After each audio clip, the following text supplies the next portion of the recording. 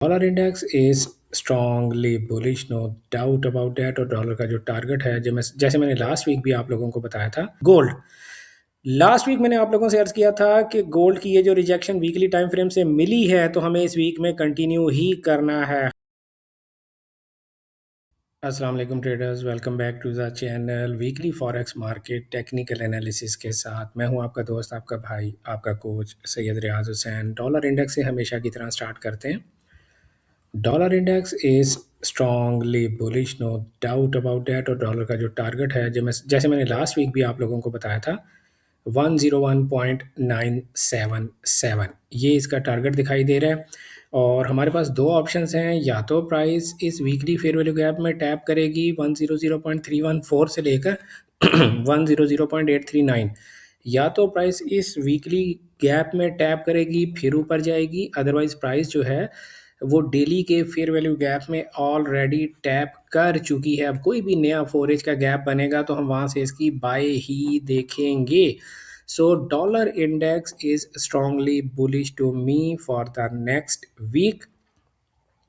अगर dollar bullish है तो हमें यूरो में बेरिश ही रहना है। यूरो का जो मैंने लास्ट वीक मैंने आपको टारगेट बताया था 1.14110। आप इसी मेरे यूट्यूब चैनल पर जाकर लास्ट वीक की वीडियो भी आप देख सकते हैं। प्राइस ने अपना टारगेट अचीव कर लिया।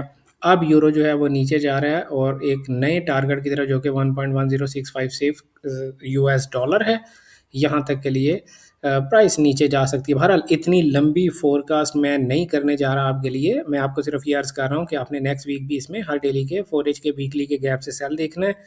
जीबीपी यूएसडी में भी हमारे पास एक अच्छा रेजिस्टेंस एरिया है 1.32734 से लेकर 1.33061। यहाँ से हम इसकी सेल ही देखेंगे या डेली के किसी गैप से भी सेल देखेंगे। लास्ट टाइम भी मैंने आप लोगों से अर्ज किया था कि यूडी यूएसडी का प्राइस एक्शन यूरो और जीबीपी से बेहतर है, आप इसमें सेल करें तो ज़्यादा अच्छा रहेगा। AUD USD का जो एक्सपेक्टेड टारगेट है 0.68335 यूएस डॉलर दिखाई दे रहा है। आपको हर डेली के फोरेज के फेयर वैल्यू गैप से सेल करना है। NZD USD का भी मैंने अर्ज किया था कि प्राइस एक्शन बहुत बेहतर है, आपने इसमें सेल करना है। लास्ट वीक भी मैंने बोला था और इस दफ़ा भी मैं आप लोगों से यही बात अर्ज कर रहा हूँ कि आपको 0.55810 तक के लिए इसमें सेल ही देखना है। प्राइस ऊपर जाकर 0.56814 को रीटेस्ट कर सकती है और फिर प्राइस नीचे गिरेगी, इसके चांसेस बहुत ज़्यादा हैं। USD CHF अपने टारगेट को आल्दो अचीव कर गया, लेकिन क्योंकि डॉलर इंडेक्स में अभी भी पोटेंशियल है ऊपर जाने का, तो आप इसमें भी बाय ही देखेंगे।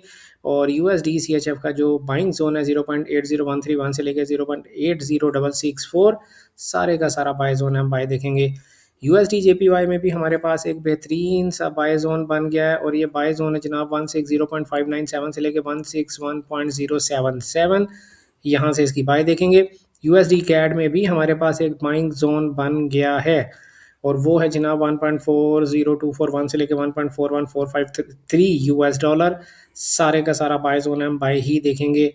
नेचुरल गैस स्ट्रगल करने के बाद इवेंचुअली उसने अपनी रेजिस्टेंस को ब्रेक कर दिया, तो नेक्स्ट वीक आप नेचुरल गैस में बुलिश रहेंगे। हर डेली के फोरेज के फेयर वैल्यू गैप से बाय करेंगे। क्रूड ऑयल कोई डाउट नहीं है, हर डेली के फोरेज के फेयर वैल्यू गैप से फिलहाल सेल ही करेंगे। US30 ऊपर जाने की कोशिश कर रहा है बट बार बार रिजेक्शन ले रहा है। करें क्या?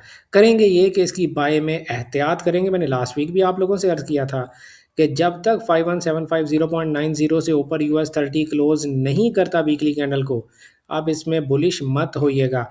इवेंचुअली प्राइस ने आप देखें कि काइंड ऑफ क्लोजिंग कर दी है, बट ये क्लोजिंग मैटर नहीं करती है। आपको जब तक एक नया डेली का बाय का गैप ना दिखे, US30 में बाय ना कीजिएगा।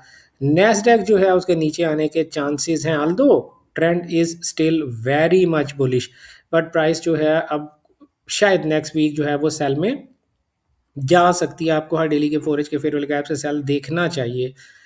S&P 500 या SPX 500 बेरिश है और आपको इसमें भी सेल के सेटअप देखने चाहिए। नेक्स्ट वीक हर डेली के फोरेज के फेयर वैल्यू गैप से आप सेल कीजिएगा। टेस्ला को मैं करने से पहले आपको गोल्ड और BTC के बारे में बता दूं। पहले मैं गोल्ड के बारे में आपको बताता हूं। गोल्ड को एनालिसिस करने से पहले मैं आपको ये बता दूं कि आप traderiyaz.com वेबसाइट विजिट करें। वहाँ आपको तमाम प्रोसीजर बताया गया है कि आप मेरे प्रीमियम ट्रेनिंग ग्रुप में किस तरह से एडमिशन ले सकते हैं और आप मेरे नेक्स्ट बैच में कैसे एडमिशन ले सकते हैं। गोल्ड लास्ट वीक मैंने आप लोगों से अर्ज़ किया था कि गोल्ड की ये जो रिजेक्शन वीकली टाइम फ्रेम से मिली है तो हमें इस वीक में कंटिन्यू ही करना है। हमने कंटिन्यू किया, जो हमारा टारगेट था वो भी बताया था मैंने आपको 4023.86, प्राइस ने वो अचीव कर लिया। अब जब प्राइस ने टारगेट अचीव कर लिया तो उस टारगेट के पास प्राइस को बहुत ज़्यादा रिजेक्शन मिली है। क्या इस रिजेक्शन का इमीडिएटली ये मतलब है कि अब प्राइस बाउंस करने लगी है या गोल्ड अब वापस ऊपर जाने लगा है? देखिए नहीं, ये क्या है, ये इंडिकेशन है कि price might reverse from this point, लेकिन कंफर्मेशन अभी बाकी है। तो या तो आप दो में से एक काम करें। एक काम क्या करें कि पूरा वीक, नेक्स्ट वीक आप इंतज़ार करें, अगर एक फॉलो थ्रू कैंडल बनती है तो उससे अगले वीक्स में हम फिर बाय करने की कोशिश करेंगे। अदरवाइज आपको क्या करना है, आपको अभी भी सेल के ही सेटअप्स को सपोर्ट करना है, क्योंकि ये स्वीप कतई इस बात की गारंटी नहीं है कि नेक्स्ट वीक जो है वो फॉलो थ्रू करेगा। अब थोड़ा सा छोटे टाइम फ्रेम्स में जाकर देखते हैं। छोटे टाइम फ्रेम्स में आप देखें कि गोल्ड अपने डेली के फेयर वैल्यू गैप्स में खड़ा है। एक ये फेयर वैल्यू गैप है, एक ये फेयर वैल्यू गैप है। जब तक ये वाला डेली का फेयर वैल्यू गैप इनवैलिड नहीं होता, 4115.16 से लेके 4136.65, जब तक ये गैप इनवैलिड नहीं होता, गोल्ड इस लेवल से जाकर भी वापस नीचे गिर सकता है। लिहाजा गोल्ड में बहुत ज़्यादा फ़िलहाल आप उम्मीद ना लगाएं तो बेहतर रहेगा। ठीक है, अब हम चलते हैं जनाब टेस्ला की तरफ। टेस्ला ने अपने उस लेवल पर जाने की बजाय पहले ही नीचे जाना शुरू कर दिया। तो 394.85 से लेके 400.49 ये टेस्ला का स्ट्रॉन्ग सेलिंग जोन है। जब तक ये इनवैलिड नहीं होता, आप अगर सेल कर सकते हैं तो टेस्ला में सेल करेंगे, मेटा में सेल कर सकते हैं तो करेंगे। अच्छा, ये जो मैंने मेटा का जोन बना के रखा है, ये मैंने लास्ट वीक आपको बताया था, यकीनन आपने वहाँ से अगर सेल आप कर सकते हैं तो ज़रूर किया होगा। अब जो मेटा का जोन है वो 572.02 से लेके 577.22, अगर प्राइस इतना ऊपर जाती है तो ये जोन जब तक इनवैलिड नहीं होता, जितना भी प्राइस ऊपर जाती रहेगी हम शॉर्ट ही करते रहेंगे। एनवीडिया हर डेली के 4H के फेयर वैल्यू गैप से सेल करेंगे। अमेजॉन हर डेली के 4H के फेयर वैल्यू गैप से सेल ही करेंगे।